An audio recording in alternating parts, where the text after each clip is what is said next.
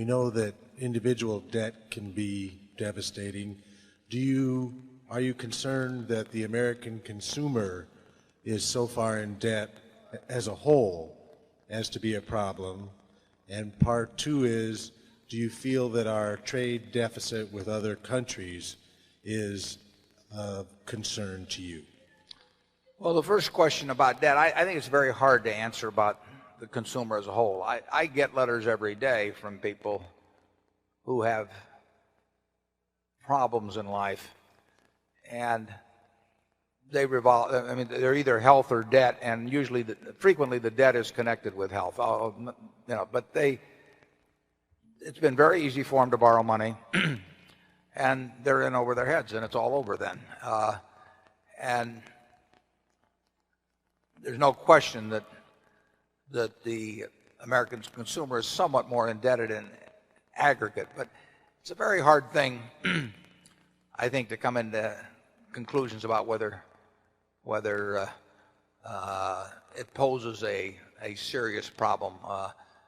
Most people have had assets, directly or indirectly, that have gained in value enormously, particularly in real estate and some in securities. So there's a greater capacity to carry debt as earning power increases and assets held increases. I can't give you a useful answer in terms of the world as a whole, but I constantly give advice to young people, and those are the only people I talk to aside from our shareholder group. But just don't start out behind the eight ball. I mean, it's crazy to get in debt because it's so hard to get out of debt. And I mean, the idea of having credit card debt, and we issue credit cards in all our businesses, and and so does every other retailer. But the idea of trying to borrow money at 18%, and thinking you're going to get ahead in life, it isn't going to work. And I urge people to use their credit card, but I urge them to pay it off before it starts revolving, because it's too expensive. Charlie and I can't make money with 18% money. I mean, we're looking around for float because we don't want to pay 5% for money. And so I'm very sympathetic to people get in debt, but once you get in it, it is hell to get out. I mean, Charlie will have a few Ben Franklinisms to quote on that subject. In fact, you want to give a few from Ben now? He'd love to, but I let him into it the wrong way.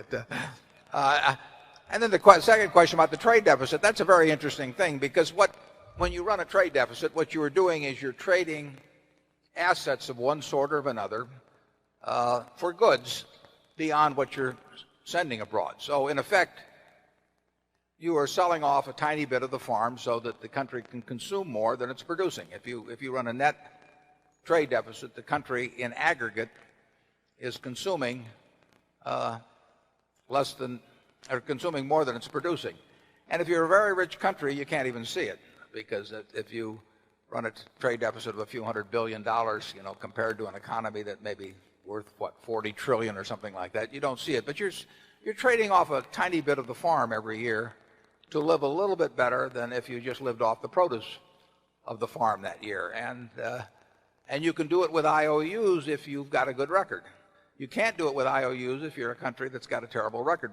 So they have to denominate their debt in dollars, and of course they don't have the ability to denominate a lot of dollars, and people don't want to accept a weak currency. So a weak country can't get away with doing that unless it's getting special type loans from agencies set up to do that.